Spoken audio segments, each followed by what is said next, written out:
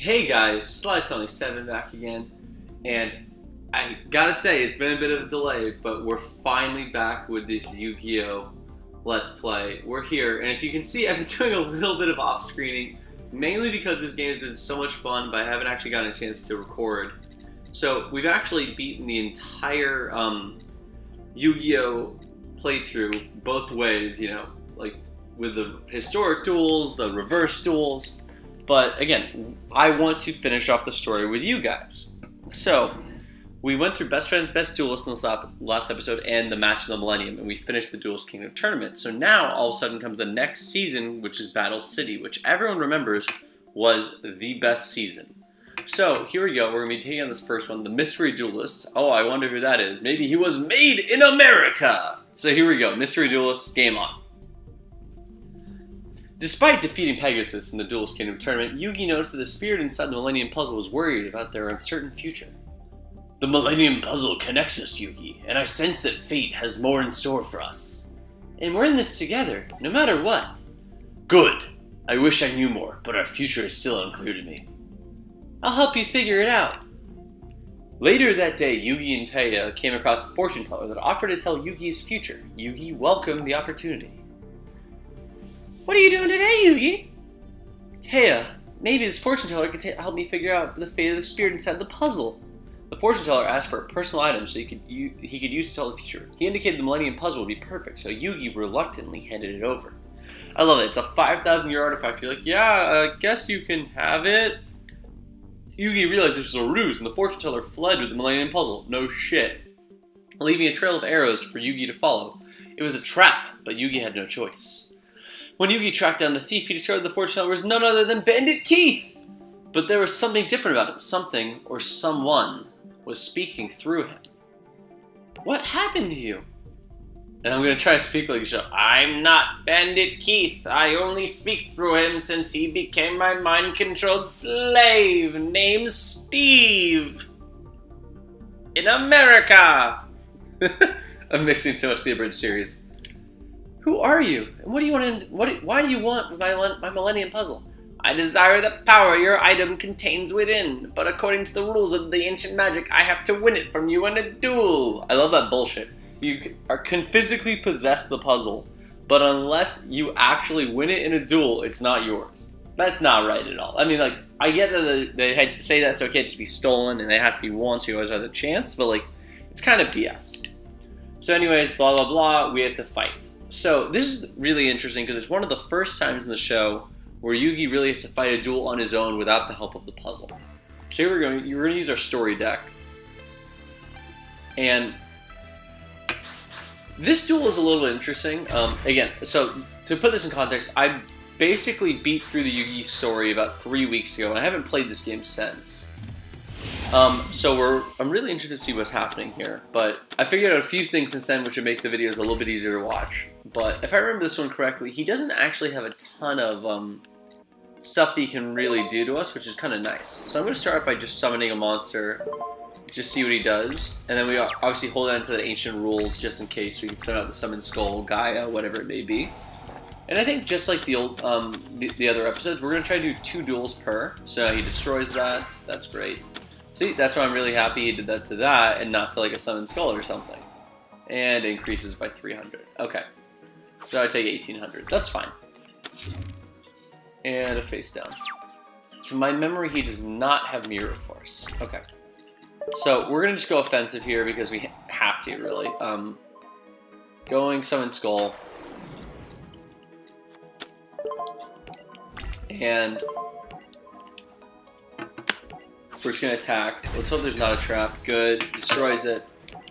And end phase. Okay. So I gotta say, guys, I've been in a weird spot lately where I've been working a lot. Like last week, I want to say I worked like 80-ish hours, and like I'm really, really spent by the time the weekend comes about. And I want to just say that like I've missed doing the videos. I know it's been like probably like week and a half or something since I did it. No, not a Cyber Jar, motherfucker. So now we both have to draw 5 cards, and you can summon whatever you have. So any monster we have, I'm just going to summon him. And that has to go to my hand. goes to my hand. Oh, we can summon out Gaia, the Dragon Champion, to my hand. And a Mirror Force to my hand. Great. And he gets to summon that. Do I get to see all of his cards, or do I just get to see the monsters? No, I get to see all of his cards. So there's a Magic Jammer. Pretty strong card.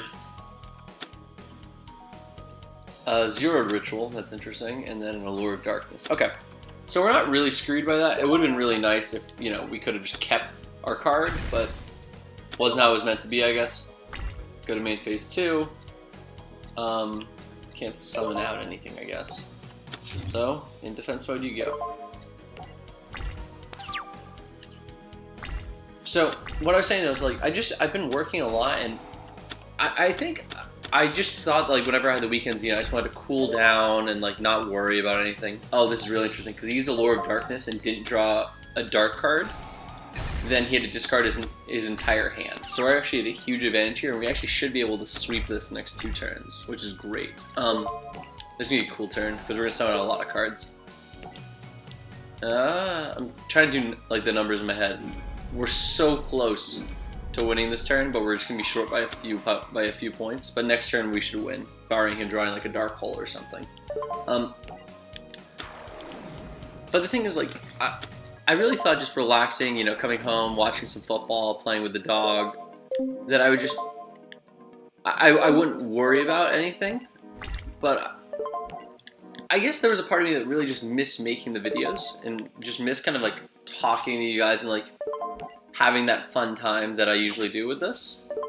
So it's a big reason why, like, even though I'm still working a lot of the hours, like, I'm making a point that I want to keep doing these videos just because they do mean a lot to me. And I think that even editing and just hearing myself laugh at like silly jokes I make, or like just like watching the responses you guys do, I think I feel a lot happier as a result. So first thing I want to say to you guys as I'm playing, and we're about to win, sweet, is thank you guys for all the support you guys have had. I think it's been a really cool experience doing this the entire time, like being able to like go through these games and like have you guys like, you know, follow along as we are. I'm gonna skip this, but we get a really, really good card, Solemn Judgment, and we move on to Battle City Begins, the best tournament in the show, starting now. Here we go.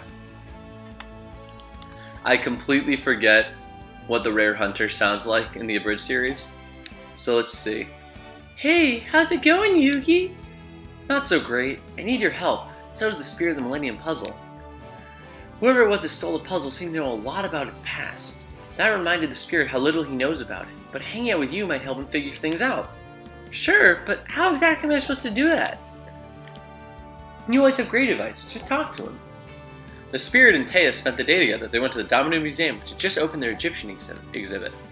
They saw an ancient stone carving that depicted a battle between a sorcerer and a pharaoh. The pharaoh bore a striking resemblance to Yugi, while the sorcerer looked a lot like Kaiba! As they stood in awe in their discovery, a mysterious woman walked up to greet them. My pharaoh, I've been expecting you. Who are you? I am Ishizu of the Egyptian Historical Society. I have uncovered many mysteries about you and their ancient carvings using the magic of my Millennium Necklace. Another Millennium item? Like your Millennium Puzzle, this necklace affords me certain powers. With it, I have gazed 5,000 years into the past to a time where evil sorcerers threatened to destroy the entire world. And let me guess, they made a card game. Yes, that is correct, Pharaoh.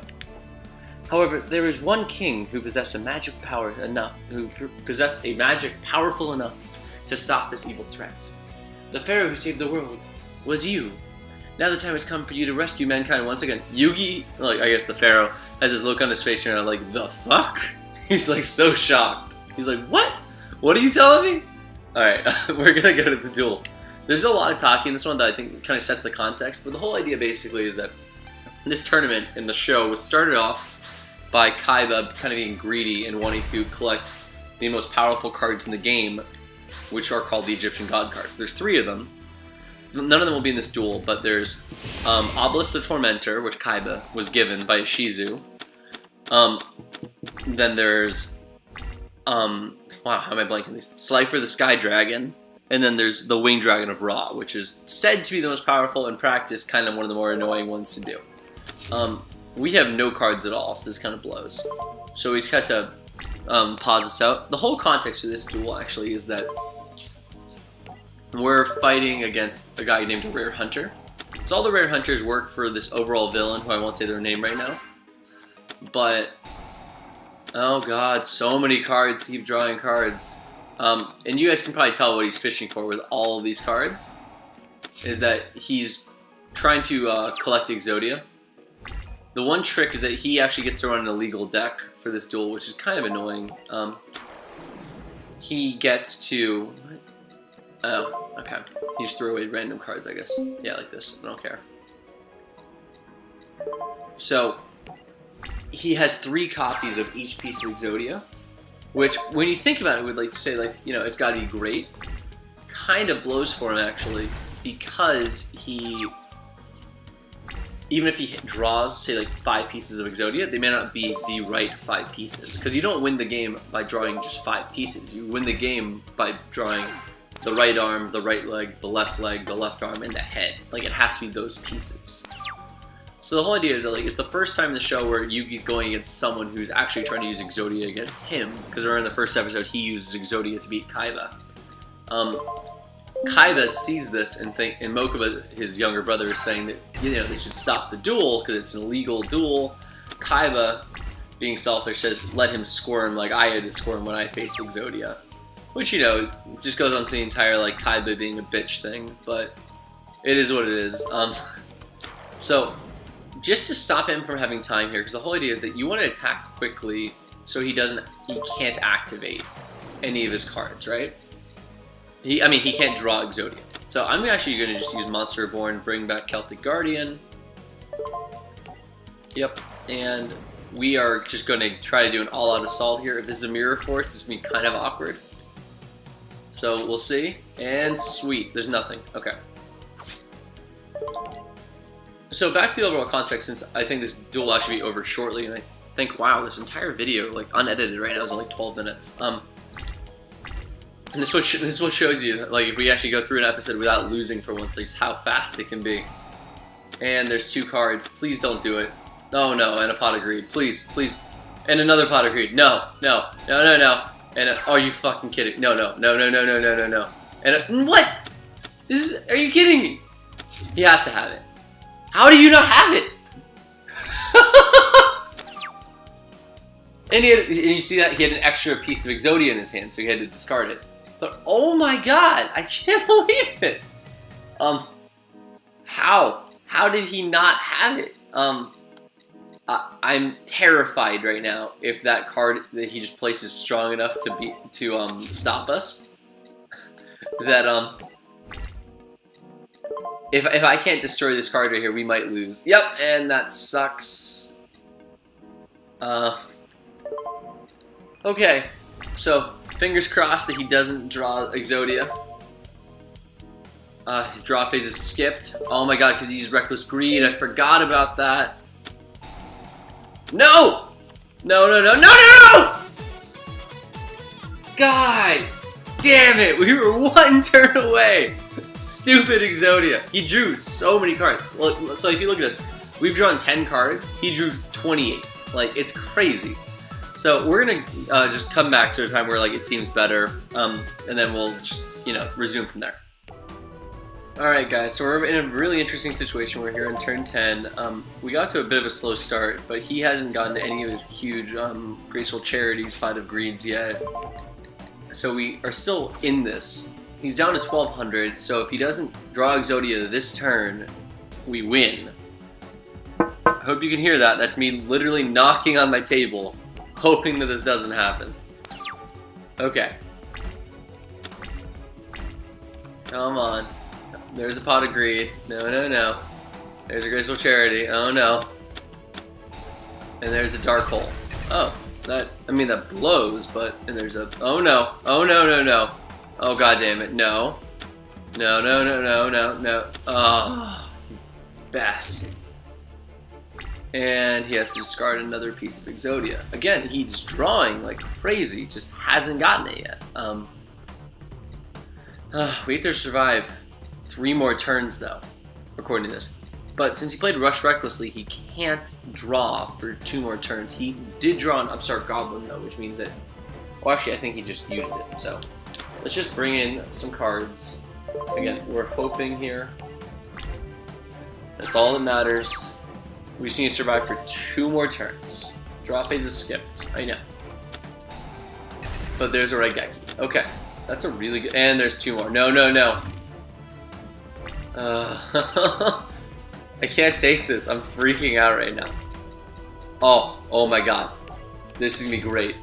We can banish a random card. This is actually how we survived in the show too. So if we could win, like, if we could do that, it'd be really, really cool.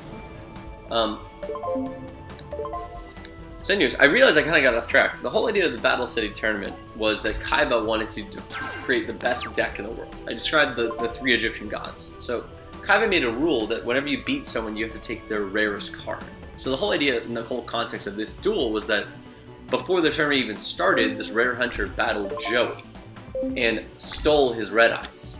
Well, not stole, but beat him to then take his red eyes. So Joey pointed him out to Yugi, and Yugi wanted to duel him, you know, to try to win back Joey's red eyes. The guy said, you can't, oh god, oh god, oh god, oh god, oh god. There's a lot of cards here. A lot of different cards. He needs something. What are you gonna do? Can I please? Can I please? Before you win, can I please? Activate. I'm hoping. Please? Any card, any card, any card, any card. Just pin it in Exodia, please. I don't know what it is. He ended his turn. I'm freaking out. God damn it. Please. Please just... please, come on. Okay, but basically, Joey was forbidden from telling Yugi the Rare Hunter strategy, or else the Rare Hunter threatened to rip the red eyes. So Yugi starts dueling him to realize that he has he is trying to be drawing for Exodia. So, swords are gone. If we can survive this turn, then we win. Does he have a card that can make him draw from his hand? No, and as a result, guys, I'm gonna be a dick here, because I could totally just win with my Giant Soldier of Stone, or my Beaver Warrior, but nah, fuck that. We are gonna win with the Dark Magician attack. And with that, we have beaten the Exodia hacks. Okay guys, 2 duels in, going off to a great start here. I'm really happy to be back, guys. So as a result, yeah, you won! Aw, thank God, I almost missed doing this Brooklyn accent. Ha! Pizza and stuff. Extra pepperoni and the sausage. I'm taking Joey's red eyes and your locator card. Locator card is like their star chip for this tournament. It's just interchangeable.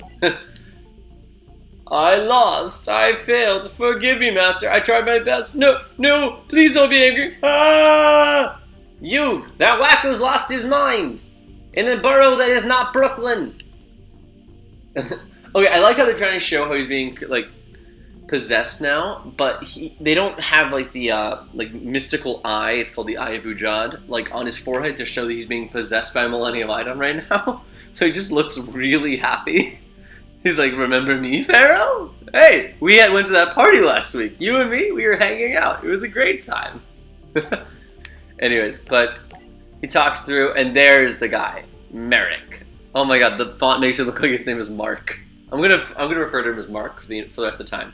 I have little time for this kind of foolishness. I've taken over his body and trapped his mind in the Shadow Realm. I am in control. How do you control him? Each of the Millennium items contains its own unique power, so mind control is a simple task with my Millennium Rod. Allow me to introduce myself. Remember my name, Mark. Mark? What is it you want from me, Mark? I want what belongs to me, and I'll use it to take the strength of the Egyptian god cards. Learn to read. Egyptian what now? Millennia ago, a trio of powerful behemoths rampaged through ancient Egypt, and they skipped to the end credits. Wait, what? Oh, we got Raigeki. That's a sick card to get. Okay, I like that a lot. So guys, we're on to the next set of 2 duels. I really liked how this episode's progressed. So guys, this has been SlySonic7. Happy to be back. And I'll see you guys in the next one.